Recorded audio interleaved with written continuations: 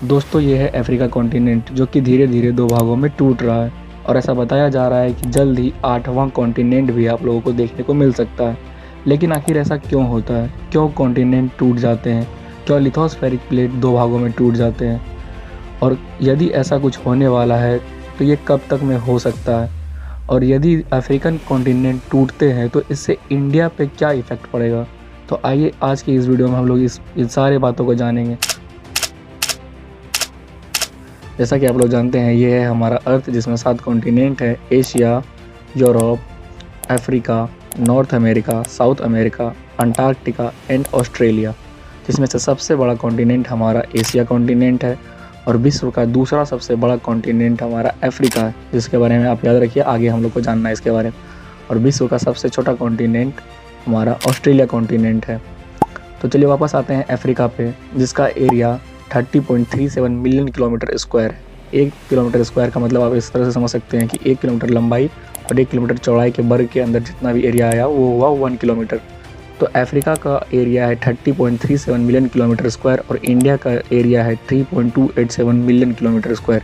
इसका मतलब आप यह समझ सकते हैं कि इंडिया से लगभग 10 गुना ज़्यादा बड़ा है अफ्रीका कॉन्टिनेंट। ये देखिए, ये है सहारा डेजर्ट जो कि विश्व का सबसे बड़ा गर्म डेजर्ट है।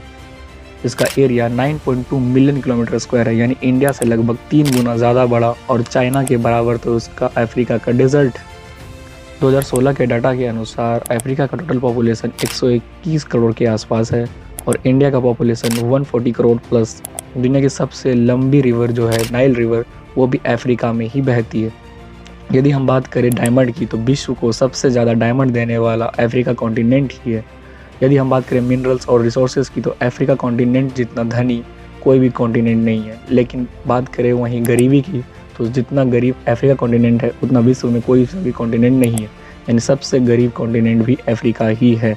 ये जानने से पहले कि अफ्रीका क्यों दो भागों में टूट रहा है, हम सबसे पहले ये जानते हैं कि आखिरकार अगर ये टूट जाता है तो ये इंडिया पे कैसे इफ़ेक्ट करेगा, इंडिया के लिए क्यों सबसे बड़ा खतरा है। आज से लगभग 250 मिलियन साल पहले ये सातों कॉन्टिनेंट एक साथ थे, जिसे साइंटिस्ट पेंजिया बोलते हैं, और उसे चारों तरफ से एक वाटर बॉडी घेरा हुआ था जिसे पेंथालासा बोलते हैं। और धीरे धीरे ये टूटते गए और आज 7 कॉन्टिनेंट बने, जिसमें आप ये इंडिया को देख सकते हैं। इंडिया धीरे धीरे ऊपर होते हुए ऊपर जाते आज के चाइना से टकराया था, जिससे कि हमारा हिमालय का फॉर्मेशन हुआ था। जैसा कि आप लोग जानते हैं कि हिमालय में सबसे बड़ी ऊंची चोटी है। ठीक उसी प्रकार जब अफ्रीका दो भाग में टूट जाएगा तो उसका ईस्ट वाला पार्ट इंडिया के महाराष्ट्र कर्नाटका वाले पार्ट से जाके टकरा जाएगा और वहाँ भी इतना भयंकर टकराव होगा जिससे कि हिमालय से भी बड़े ऊंची चोटी का फॉर्मेशन हो जाएगा और जिससे हमारा इंडिया का ये वाला पार्ट हमेशा के लिए डेजर्ट बन जाएगा। तो अब बात कर लेते हैं कि आखिरकार कोई भी कॉन्टिनेंट या फिर लिथोस्फेरिक प्लेट क्यों टूट जाते हैं। तो सबसे पहले आप इस डायग्राम को देखिए, जिसमें आप देख सकते हैं कि सबसे ऊपर वाला पार्ट ये है interior structure of the earth, मतलब पृथ्वी की आंतरिक संरचना, जिसमें सबसे ऊपर वाला पार्ट क्रस्ट है, उसके नीचे वाला पार्ट मेंटल है, उसके नीचे वाला पार्ट कोर है। कोर को ही 2 भाग में बांटा गया है, इनर कोर और आउटर कोर। मेंटल को भी 2 भाग में बांटा गया है, upper mantle and lower mental. तो आइए अब हम इसे और सिंपल लैंग्वेज में समझने की कोशिश करते हैं। मान लीजिए आप पृथ्वी की किसी सतह पर खड़े हैं और वहाँ से 100 किलोमीटर नीचे जाते हैं, तो आप लोगों को वो वाला एरिया ठोस मिलेगा जिसमें आप मिट्टी सब होता है, और वही वाला एरिया को हम लोग बोलते हैं लिथोस्फेयर। और यदि हम 100 किलोमीटर से लेकर 400 किलोमीटर तक अंदर जाते हैं तो हम लोग को मिलता है एस्थनोस्फेयर, जिसमें मोल्टन मटेरियल होता है, मतलब पिघला हुआ पदार्थ होता है, जिसे हम लोग मैग्मा बोलते हैं। और वही मैग्मा जब बाहर आ जाता है वोल्केनो के थ्रू तो उसे हम लोग लावा बोल देते हैं। यानी आप अब इतना समझ सकते हैं कि सबसे ऊपर वाला क्रस्ट जिसमें हम लोग रहते हैं उसे बोलते हैं लिथोस्फेयर।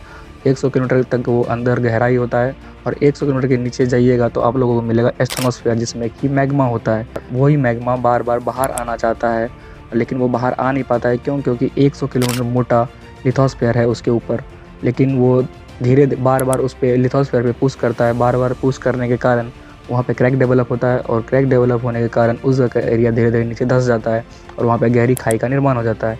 तो आप एग्जांपल के लिए इस डायग्राम को देखिए, जिसमें आप देख सकते हैं कि मैग्मा जो है नीचे से बार बार लिथोस्फेयर पे पुश कर रहा है और लिथोस्फेयर पे बार बार पुश करने के कारण उस जगह क्रैक डेवलप हो रहा है और क्रैक डेवलप होने के कारण उस जगह का एरिया नीचे धंस जाता है और उसी एरिया को नीचे जब धंस जाता है तो उसे ही हम लोग रिफ्ट वैली बोल देते हैं, यानी खाई बोल देते हैं, और उसी खाई में जब पानी जमा हो जाता है तो उसे ही हम लोग न्यू ओशन बोल देते हैं।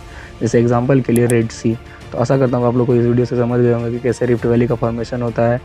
तो अगर आप लोगों को वीडियो समझ आया हो तो आप लोग शेयर करें दोस्तों के साथ, और लाइक करें, सब्सक्राइब करें, और अगर आपको समझ में नहीं आया हो तो कमेंट करें। तब तक के लिए थैंक यू, मिलते हैं नेक्स्ट वीडियो में।